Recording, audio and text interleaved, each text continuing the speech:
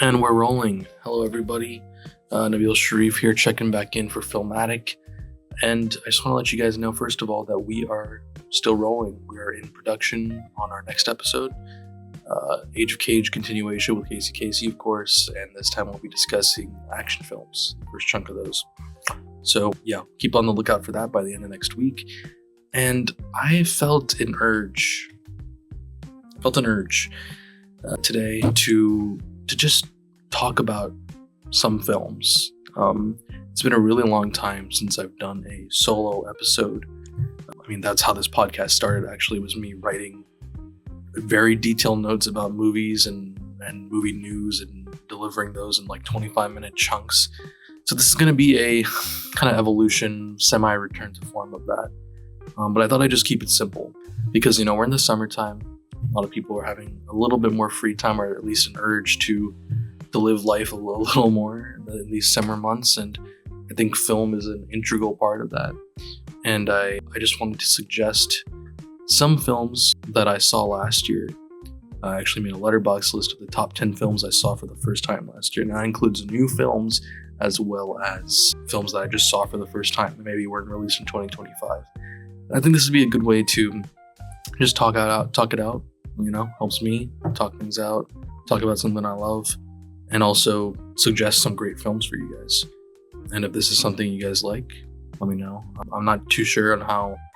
I'll try to trim the fat and make sure that this format is nice and breezy, but we're gonna see, because I don't have notes. I'm freeballing here. I don't have notes like I originally did when I did solo episodes, but given how this goes, and I'm gonna guess poorly relative to that, I probably will have that in the future. But let me know. Maybe I'll trim at least a very trim version for social media. So let's begin. I'll put my list up here.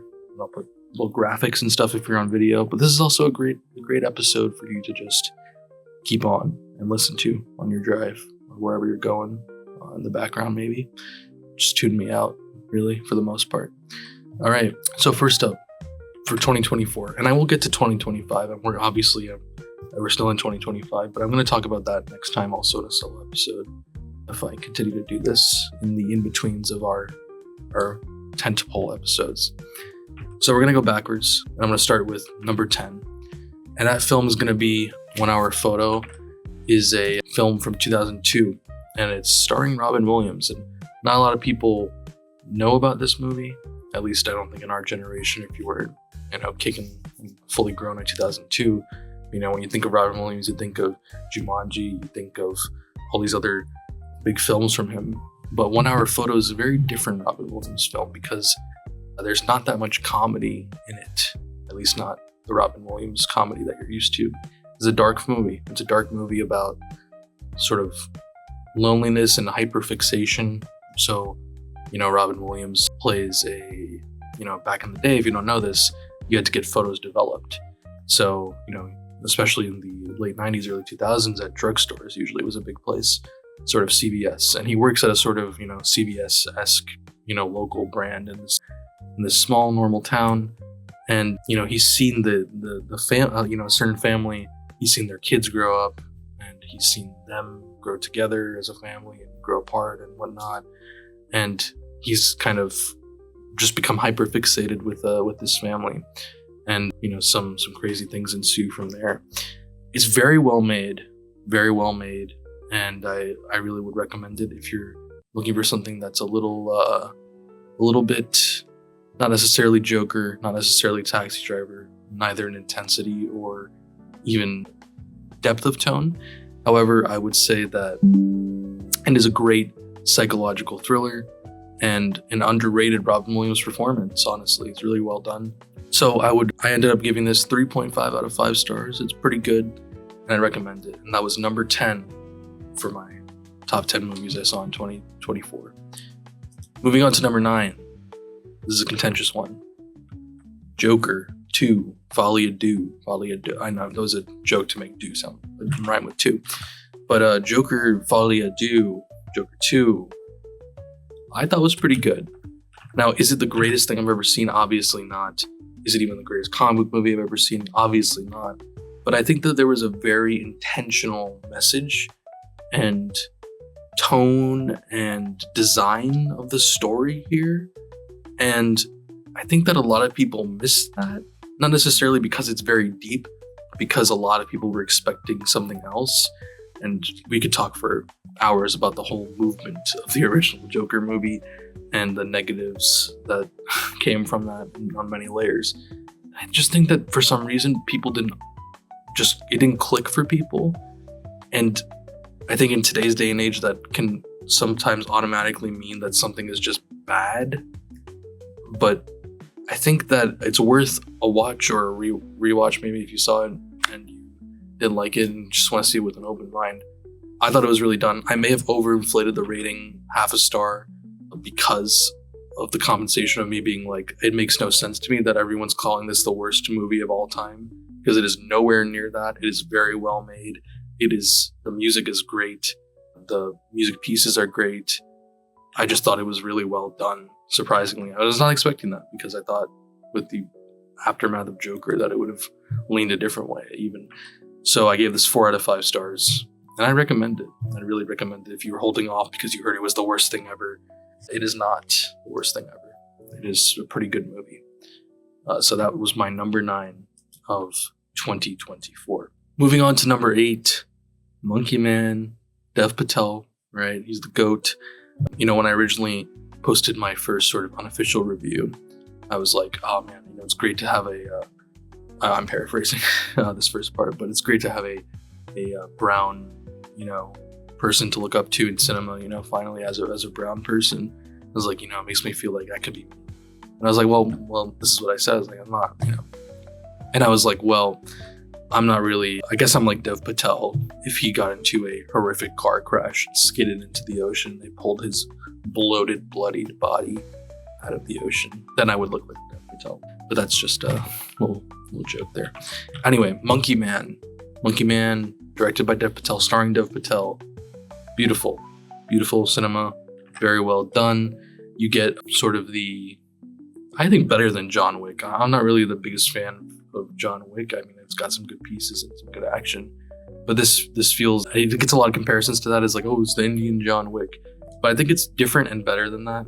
And I especially like the way that this weaves in Indian culture and Hinduism and some more actually ancient sort of parts of that. And it's also, because of that, also is pro, trans, and it's great to see that as well. And there's also a very obviously heavy, if you've seen the trailer, very heavy political sort of anti-capitalist message as well that's tied into those religious themes, so that that balance makes for a very intriguing thematic sort of framework. And on top of that, you have great action from Dev Patel, great acting and great emotion with his story of his character, and it's just a great all-around film.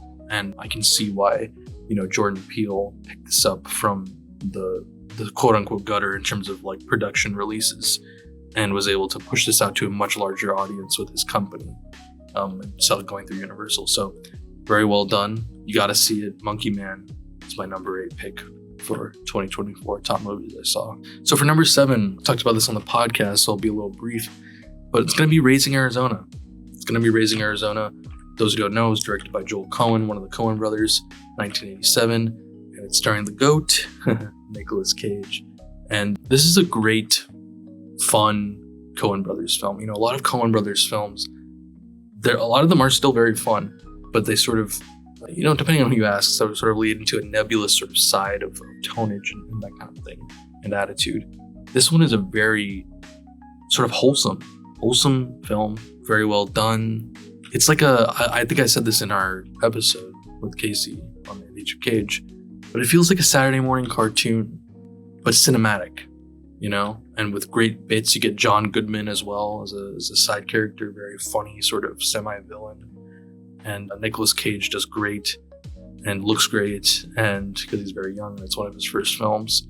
And you just got to see it. It's a really underrated film overall, as well as in the terms of Nicolas Cage and things that the Coen brothers have worked on. You can go ahead and check out our review on that after you watch it on Age of Cage.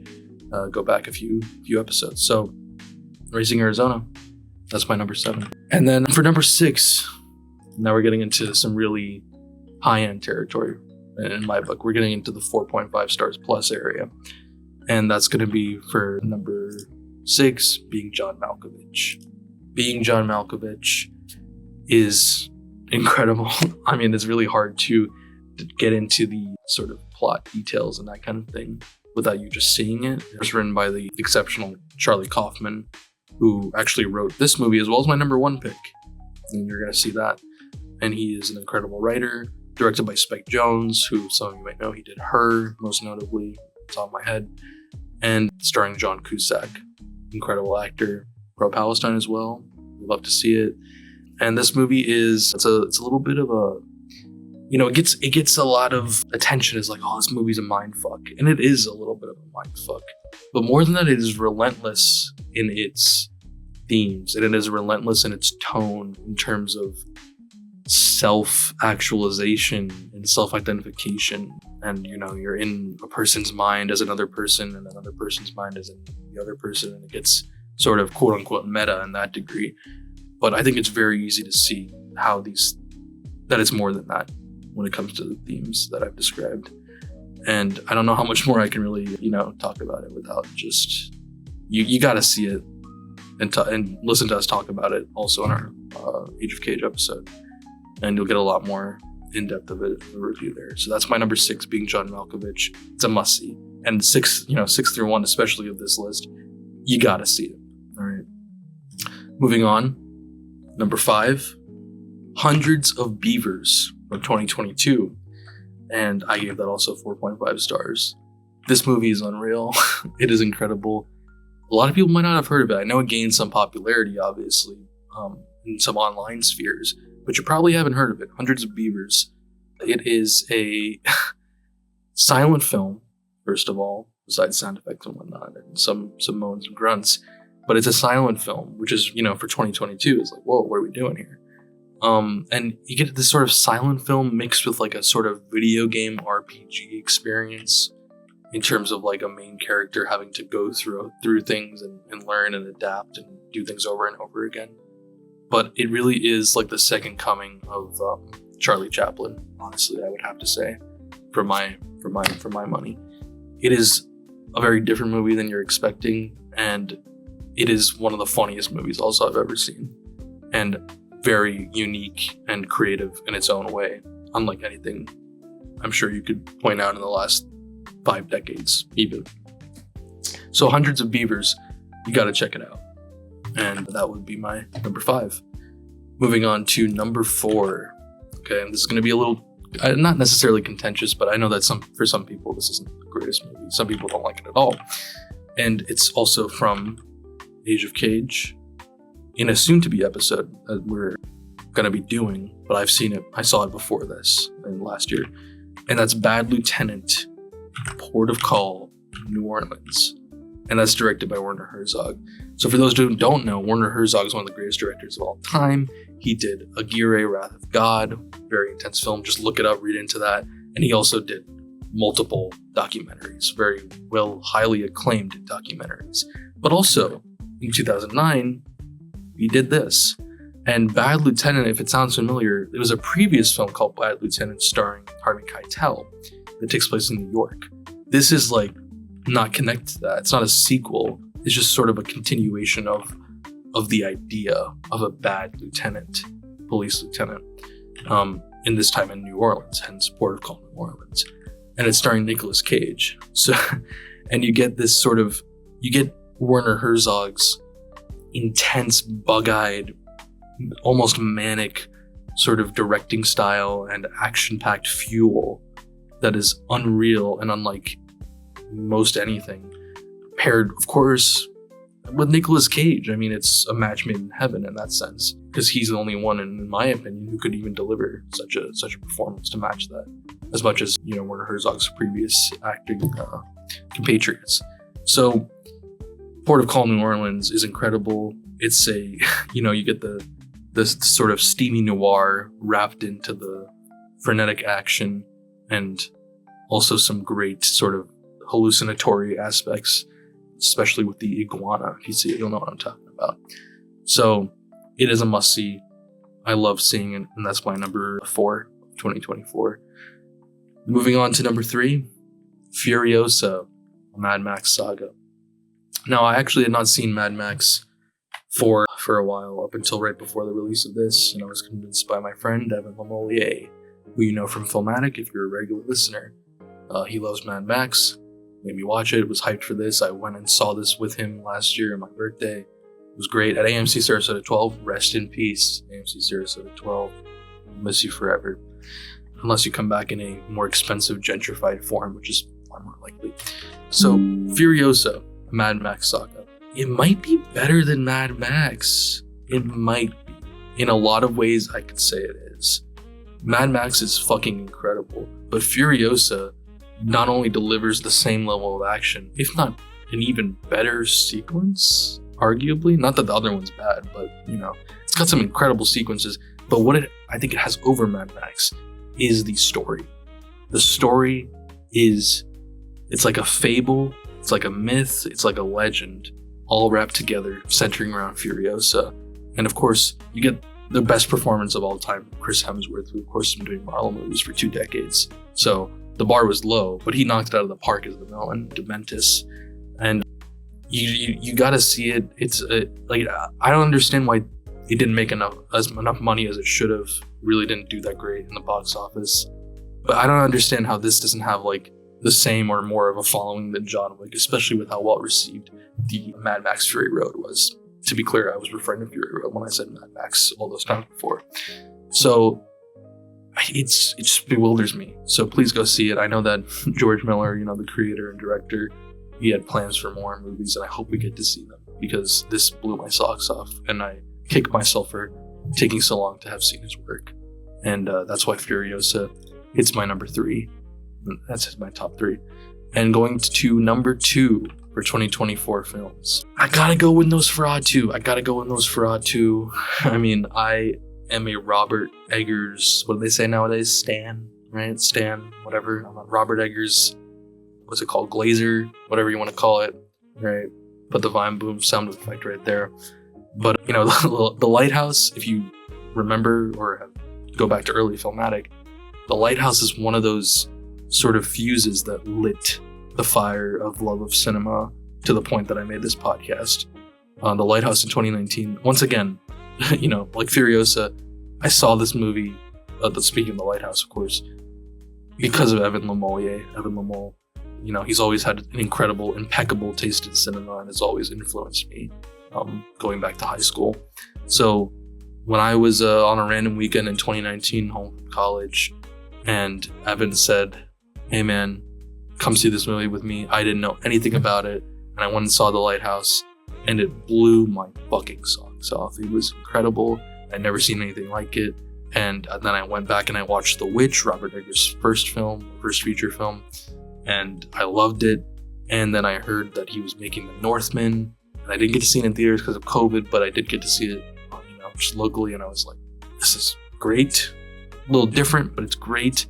And then, Nosferatu has been Robert Eggers' passion project. It's been the one that he wanted to make from the beginning, and he said in all his interviews that was his goal. And so he had a script and everything, and he'd been working on it for years and years and years. So this was, years and years in the making. So I was insanely hyped for this, and it did not disappoint. It did not disappoint at all. Now, I know it didn't do necessarily the greatest. I know it did pretty good for the Christmas box office for an original film like that. I know it's technically a remake, but I know that some people necessarily didn't like some choices that were made. But I think that the themes, and specifically the theme of love and how love can be both reciprocated or not reciprocated, or wanted or not wanted, and all the in-betweens of love, combined with Robert Eggers' incredible sense of style and filmmaking, the lighting, the directing, the blocking, the dialogue, absolutely incredible. And it was just pretty much everything I wished for. And Robert Eggers continues to be possibly my favorite modern director working. So that's why Nosferatu enters my number 2. And the thing with Nosferatu is the same thing I feel with almost all Robert Eggers films, is it feels wrong to not watch them on a movie theater. So I haven't rewatched The Lighthouse that much, even though it's still in my top 5 or favorite 5 on Letterboxd. Or is it 4 favorites? 4 favorites on Letterboxd. is because I almost feel like it's unworthy to sit on my computer and watch The Lighthouse. I feel the same way about Nosferatu, and I feel the same way about even The Northman, which I wish I had seen in theaters. Is like, well, what are we doing, you know? He is without a doubt on the list of directors who makes movies for the big screen, and for the big screen only. And yeah, so Nosferatu is my number 2. And my number one film that I saw in 2024 for the first time is going to go to Adaptation, also written by Charlie Kaufman.